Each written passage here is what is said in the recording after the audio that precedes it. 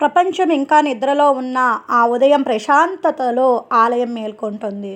ప్రతి ఆత్మను శాంతి వైపు పిలుస్తుంది. ప్రతిరోజు లక్షల మంది ఆలయాలకు ఎందుకు వెళ్తారు తెలుసా? ఇది కేవలం భక్తి మాత్రమేనా? లేక దీని వెనుక ఒక గొప్ప రహస్యమే ఉందా? వేల సంవత్సరాల క్రితం మహర్షులు భూమిలో శక్తివంతమైన కేంద్రాలను గుర్తించారు. ఆ పవిత్ర స్థలాలలో ఆలయాలను నిర్మించి ప్రాణ ప్రతిష్ఠ ద్వారా దైవశక్తిని స్థాపించారు. మీరు ఆలయాలకు అడుగు పెట్టగానే మనసు నెమ్మదిస్తుంది. గంట శబ్దం చెల్లాచెదురైన ఆలోచనలను తొలగిస్తుంది.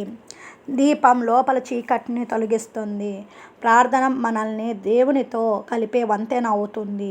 ఆలయాలలో అత్యంత శక్తివంతమైన ఆచారాలలో ఒకటి ప్రదర్శన.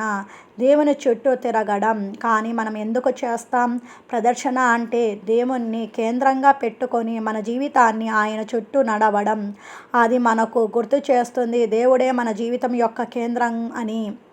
మీరు తిరుగుతున్నప్పుడు ఆలోచనలు నెమ్మదిస్తాయి. అహంకారం తగ్గుతుంది. మనసు దైవశక్తితో కలుస్తుంది. ప్రతి ప్రదర్శన అడుగు అంతర్ముఖ మార్పుకు దారితీస్తుంది. ఇది నిశ్శబ్ద ప్రార్థన, కదిలే ధ్యానం. ఒక భక్తుడన్నాడు, నాకు చాలా ప్రార్థనలు తెలియవు, కానీ ప్రతిసారి ప్రదర్శన చేస్తుంటే దేవుడికి దగ్గర అవుతున్నానని అనిపిస్తుంది. ఈ వేగమైన జీవితాలలో ప్రదర్శన మనల్ని నెమ్మదిస్తుంది. అది ఓర్పు, ఏకాగ్రత, సమర్పణ నేర్పిస్తుంది. మీరు దేవునికి బయటకు కనుక్కోవడానికి ఆలయానికి వెళ్తారు. మీలో ఉన్న దైవాన్ని తెలుసుకోవడానికి వెళ్తారు.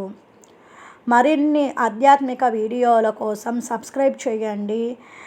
DJM and bell icon press చేయండి. లైక్ చేయండి, షేర్ చేయండి, కామెంట్ చేయండి.